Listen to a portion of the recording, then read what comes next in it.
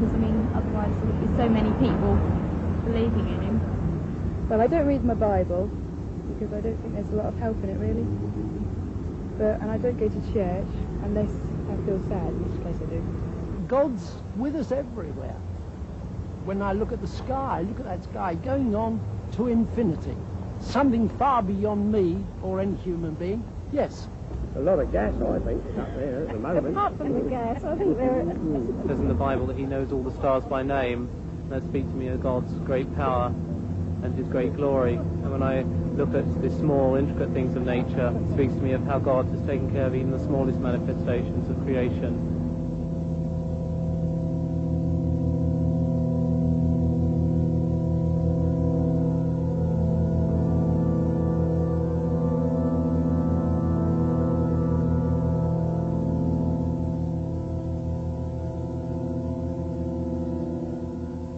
Good evening.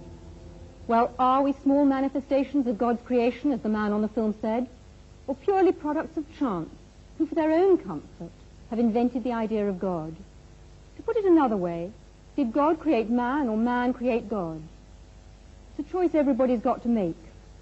This book, The Probability of God, that's just been published, makes the incredibly important assertion that modern science is beginning to reveal the existence of a creator God.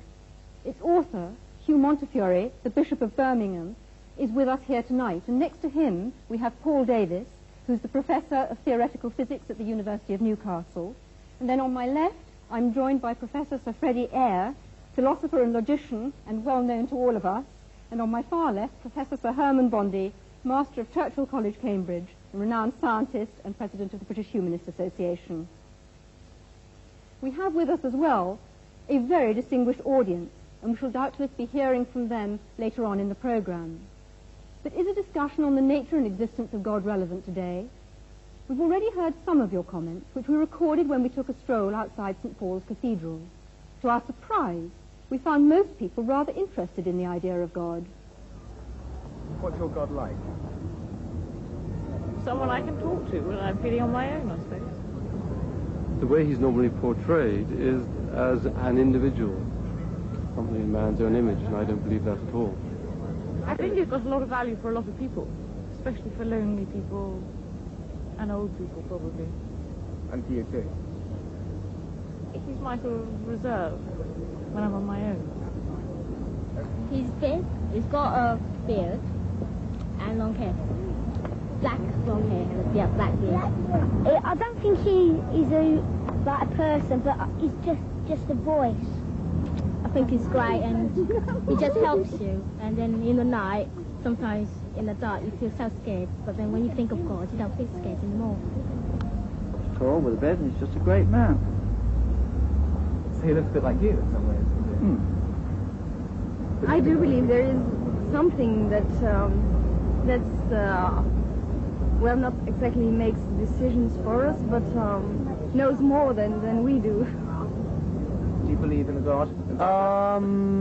No, only actually from the point of view that I do believe that there is a point beyond which people are unable to comprehend, and when that point is arrived at, then they encapsulate the whole thing in the concept of a God. When I look around at the suffering in this world, then I don't believe there's a God. If there was a God, it wouldn't cause the suffering that there is in this world. Then again, I think of Ethiopia with the Live Aid concert, and maybe there is. To get all people together to get money together for children. I think, yeah, there is. It's got to be. Well, was our universe created by a God or not? Hugh Montefiore's book says yes, and takes a fresh look at natural theology, which, as far as I understand it, is the argument that says that you can perceive the existence of God directly from the evidence of nature, and that, of course, includes scientific evidence. Hugh Montefiore, couldn't it be argued that you are, in fact, trespassing on other people's patch? Well, yes, you could argue anything, but I don't really see why we shouldn't reflect on what the scientists have said. I think people mix up science with the philosophy of science, that is, its meaning and interpretation. I really think anyone can have a go at that. I certainly have, and will continue to do so. I don't want to prove from the natural sciences that God exists. That I don't think can be done. But I do think we can now see that there's a high probability that this world is not a random occurrence. And that seems to me to say a very great deal. Right. Herman Bondi, what do you actually feel about that? Because do you feel in any sense it's a misuse of science? No, I wouldn't call it a misuse, and I was very much impressed by the book for its erudition and for its honesty. But I do think that the argument of this very good book leaves me stone cold. Not because I'm short of awe, not because I'm short of wonder. I feel our universe is wonderful and something to be awestruck by. What worries me is that this book will be taken by many people to prove Christianity, or at least to make it probable, or to prove or to make probable some other religion in which there is a revelation which makes people say, I know God's will. And that, to me, is a great source of evil. No, well, I must come back here and say that all that you can do from natural theology is show the hunger in men and women's hearts for God's personal self-disclosure, which I believe that he has given us. And although terrible things have been done in the name of religion, I will agree with you. I also think that the most wonderful things have been done, and I'm always interested that people like you only mention the terrible things. Not only. Right. Earlier on, Paul Davis, I described you as Hugh Montefiore's scientific champion, and presumably you've got a considerable amount of sympathy with Hugh. Would you like to explain that a bit further? Yes, perhaps I could summarize my own position before I begin. Absolutely. As being perhaps best described as an awe-struck agnostic, which is to say that through my scientific investigations, I have become more and more impressed with the incredibly, stupendously intricate nature of the cosmos as we come to understand the universe in greater and greater detail. So it seems more and more remarkable that things have been arranged such that, in its broadest sense, the universe is self-aware. That is, that it permits the existence of intelligent observers such as ourselves. And it seems to me that this is not something which is inevitable, that the world could have been arranged differently, and that the fact that things have been arranged so that we can exist and observe the world, and that, moreover, our existence seems to depend very delicately upon the organization of the cosmos and the nature of the laws of physics. The fact that that is so seems to me a puzzle, and a puzzle that deserves an explanation. In other words, I would like to know why the world is the way it is. I can't accept it as brute fact. I would like some sort of explanation. Right. Freddie Eyre, I imagine that as far as you're concerned, we've been talking a whole lot of rubbish so far. I'd like to hear your view on the subject. I don't think we've been talking rubbish. I think there's been a lot of bad logic. But that's not quite the same thing. What the last argument comes to is saying the world is arranged as it is, therefore somebody arranged it. Now, this is a very poor argument because it could apply to however the world was arranged.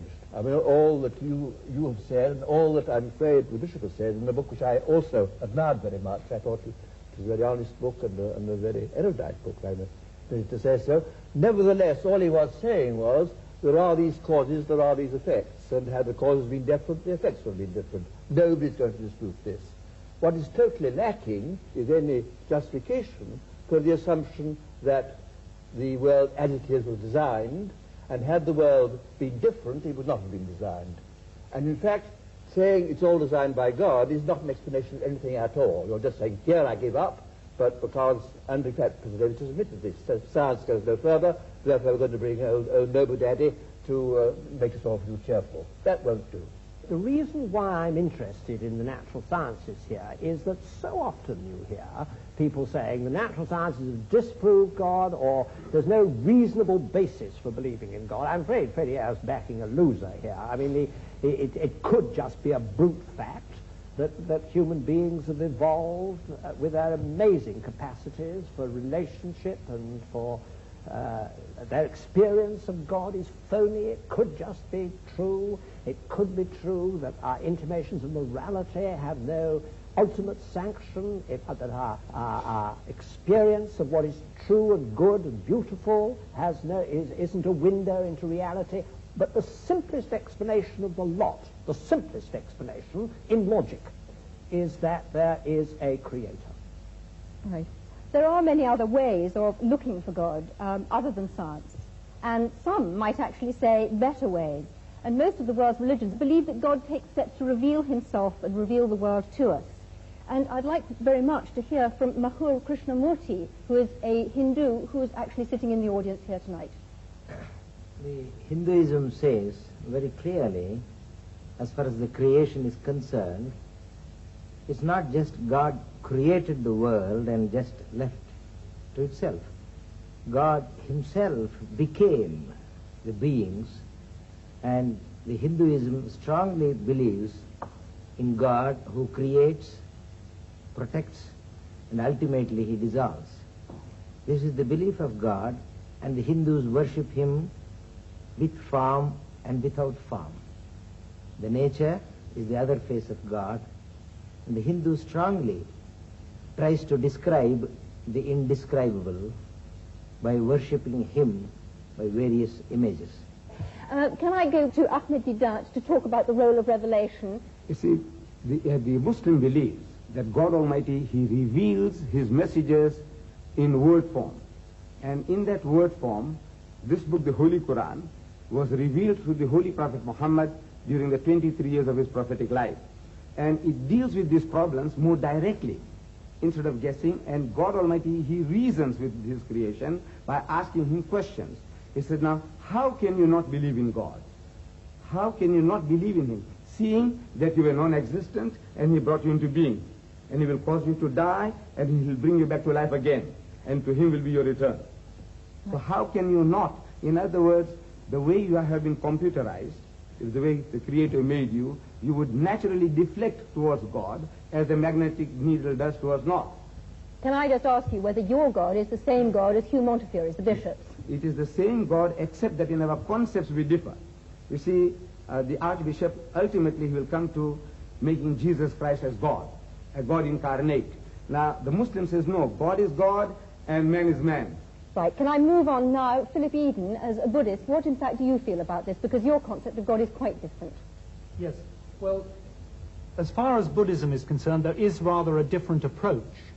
We feel that there is a fundamental reality or truth or ground of being, which of course is in everything and behind everything.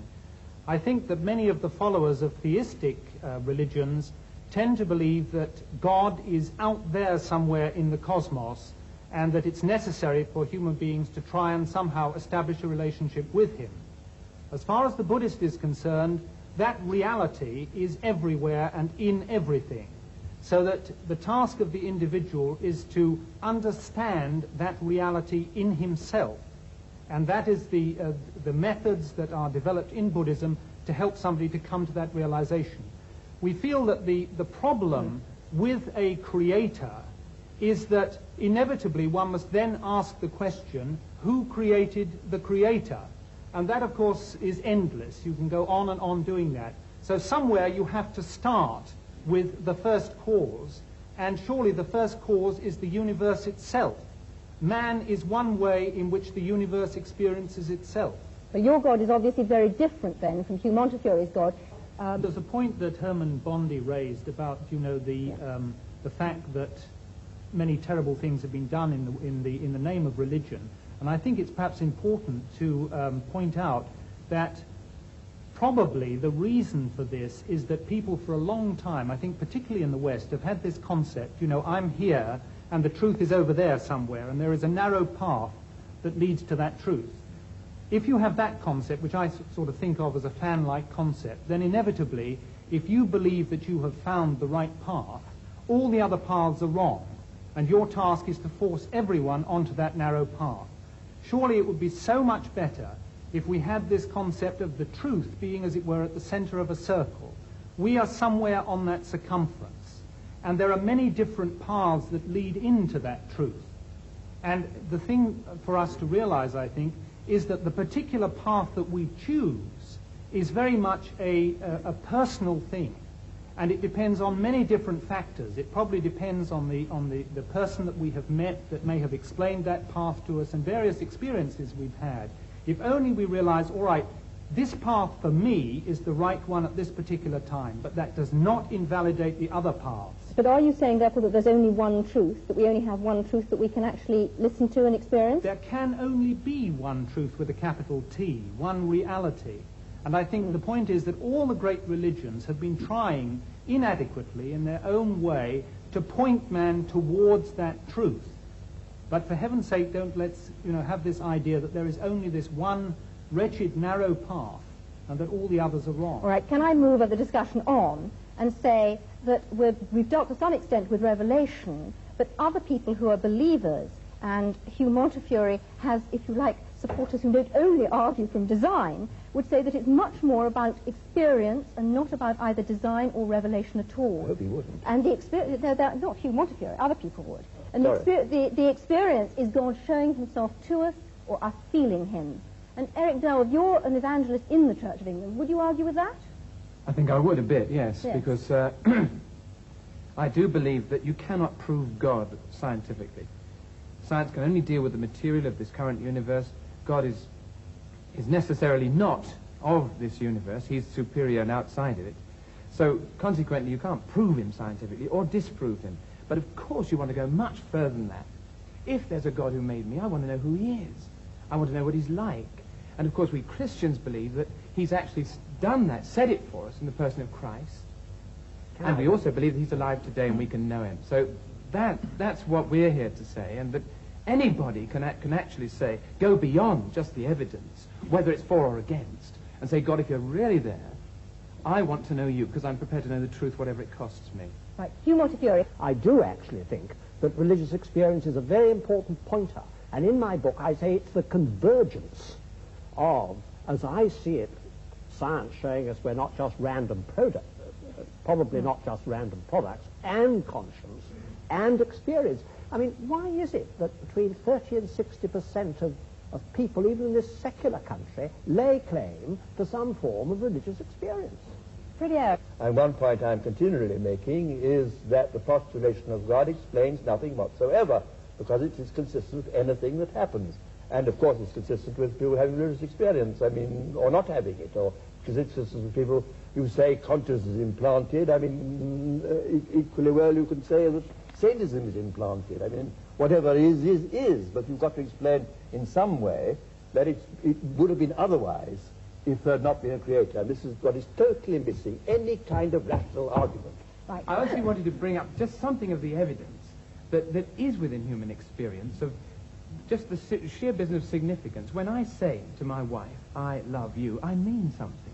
I do not mean I, an accidental conglomeration of molecules from some antediluvian swamp, happen to feel a totally accidental attraction towards you, another totally accidental conglomeration, etc.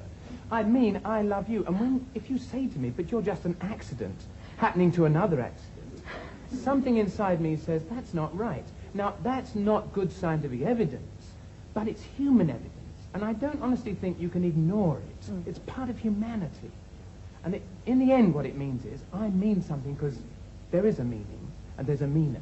I must protest against the previous speaker's grotesque misuse of the word accident. I have a wife too, and I love her very much.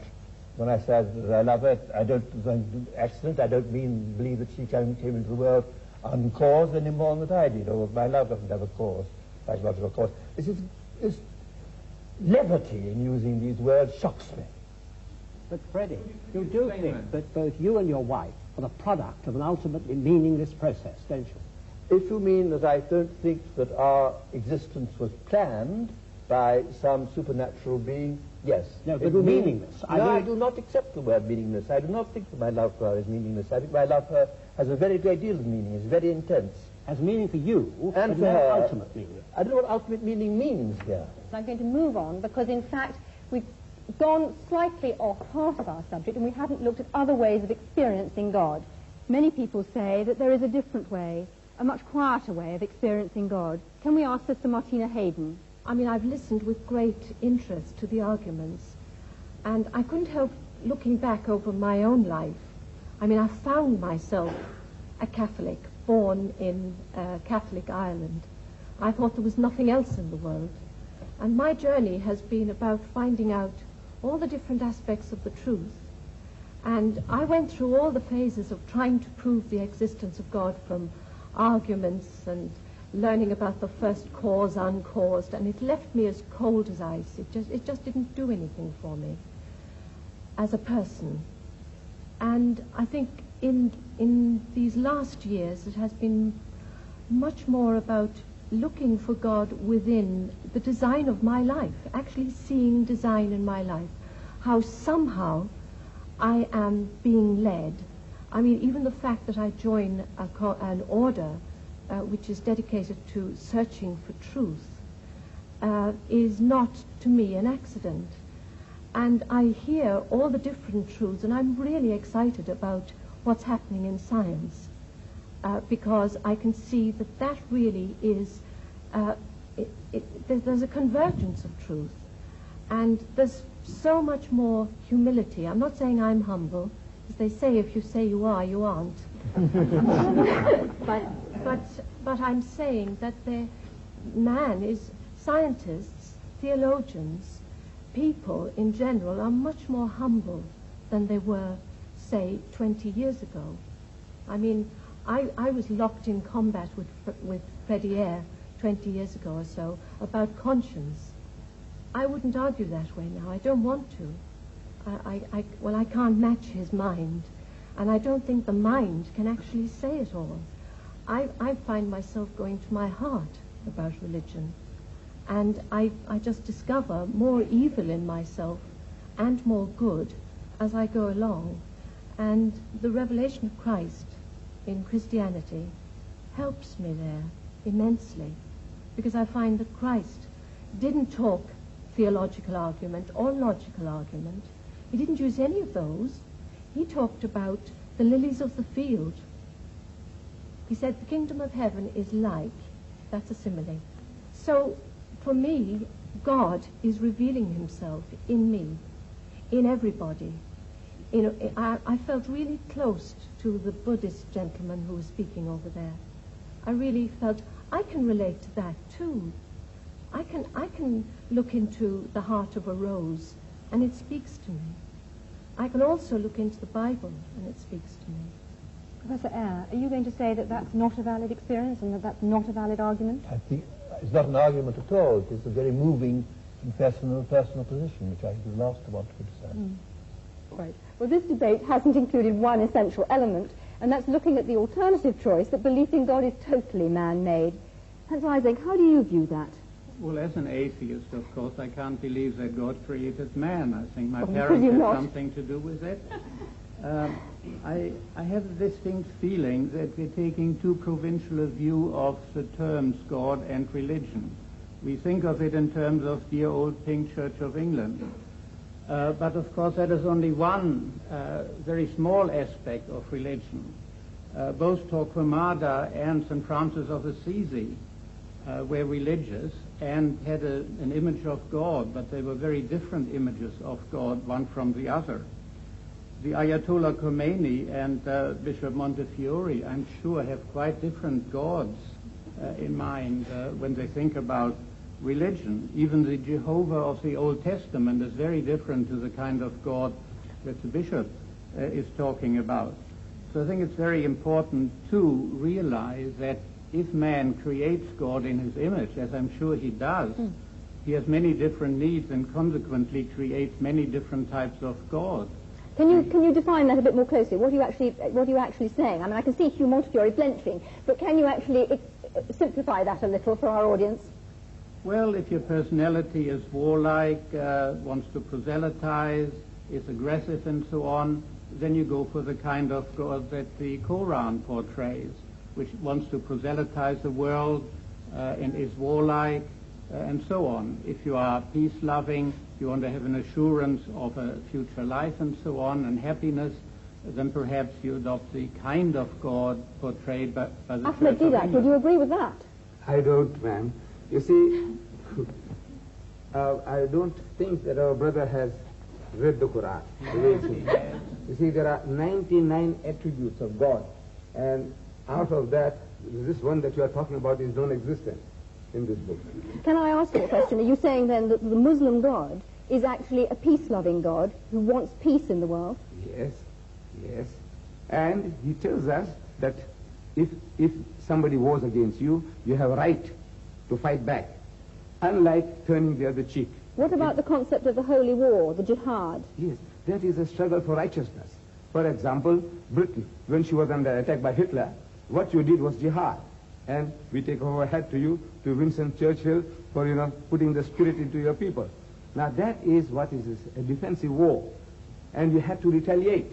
Because if you didn't, if you just sat back, keeping Hitler at bay, it wouldn't have served the purpose. You have to attack. And in the state of nature, everyone has a right to do that. So Islam allows us to defend ourselves and to extend our hostilities to a reasonable amount of satisfaction and retaliation. All right, can I come back to Hans Eysenck, and perhaps you'd like to develop it a little further, because we've actually heard an exchange between the two of you, but would you like to come out on a little bit further about perhaps other religions and not only about Islam? Well, it's not so much a particular religion, because within each religion you have all sorts of different gods. As I was trying to say, that of Torquemada and that of Francis of Assisi are all Christian gods. They're entirely different. So man creates God in his own image, even within a given religion, and certainly between different religions. The God he needs will be different God according to his own personal requirements and to the kind of society in which he lives. Our society is different to that of the time of the Crusades, and consequently we need a different kind of God. Can I ask you then about the role of conscience, and where does conscience come from? Well, psychological experiments on conscience have shown pretty conclusively that you can manipulate it and create it through a process of social learning, Pavlovian conditioning, and so on.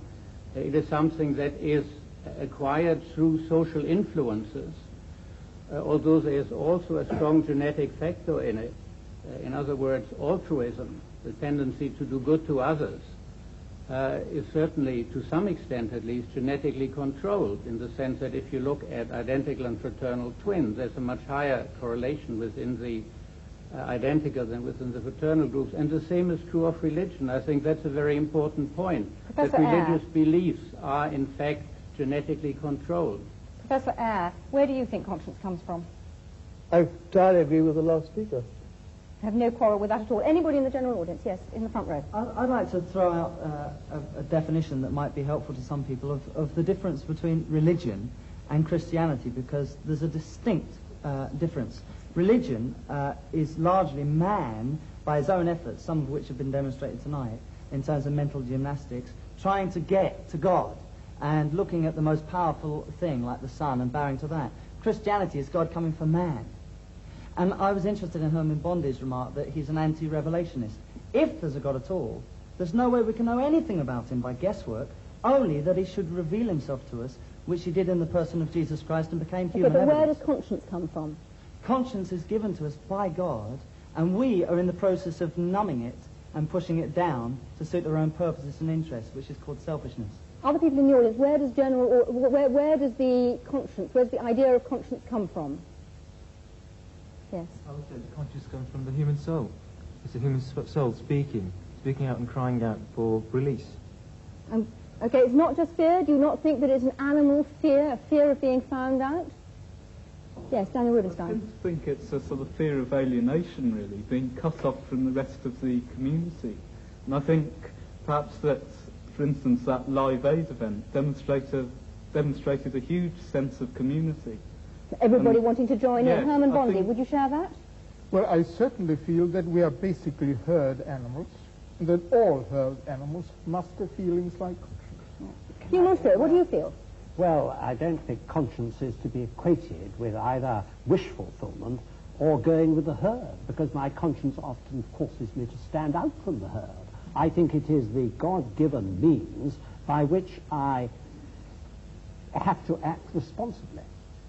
And I think that is how it's evolved is something for the I don't understand it in animals. I look to the scientist, I look to the psychiatrist to see how it functions with the ego and the superego.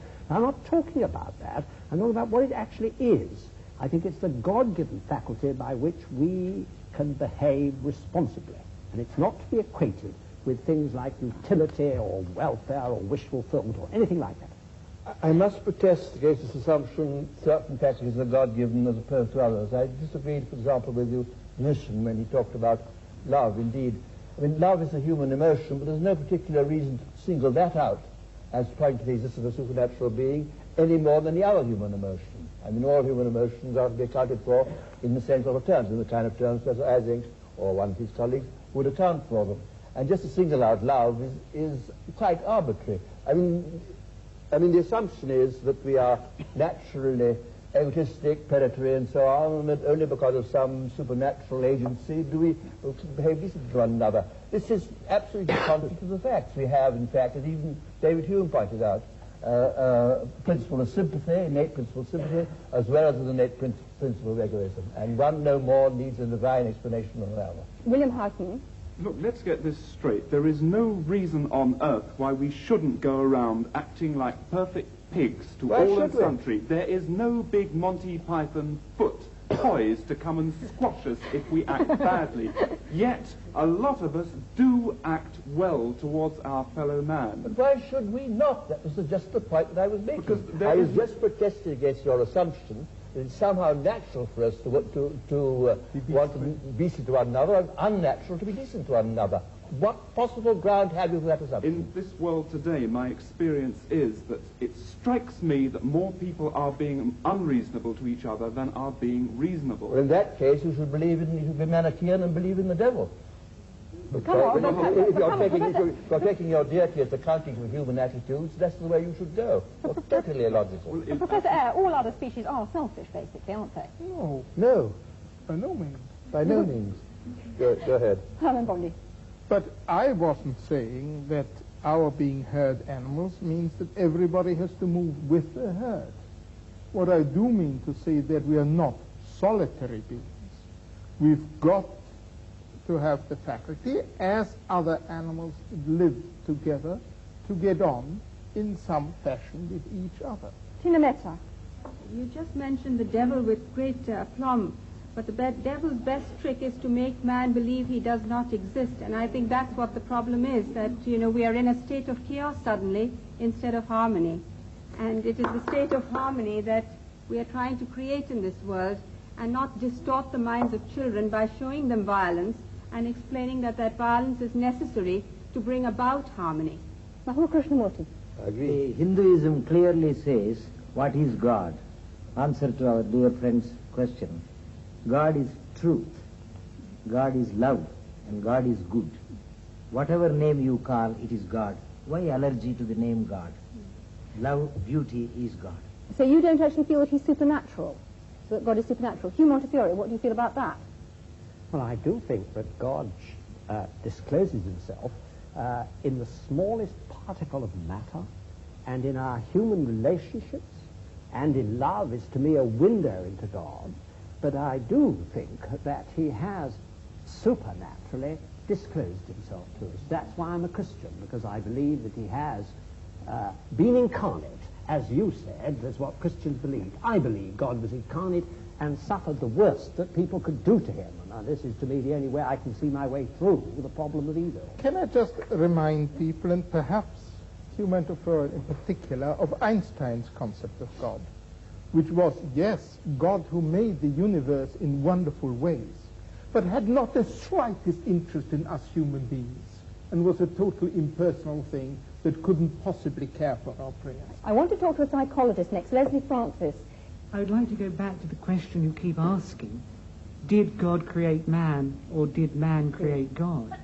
And I see that as a deceptively simple kind of language used. They're two completely different order questions. It is for the theologian in me to come to the question, did God create man? But the psychologist in me would want to answer your question in a different way. Did man create the image of God? He cannot go beyond looking at image. And I suspect what we've heard in the discussion tonight is a whole lot about the variability in the image that is used, but we haven't been able to get on to the ontology beyond that image. I'm sorry, everybody, but we've run out of time. The choice that is open to us is whether God made man or man made God. It's now over to you. all that remains for me to do is to thank the audience for their contributions and, of course, the panel. I'm sorry we didn't have time to say any more, and from me, good night.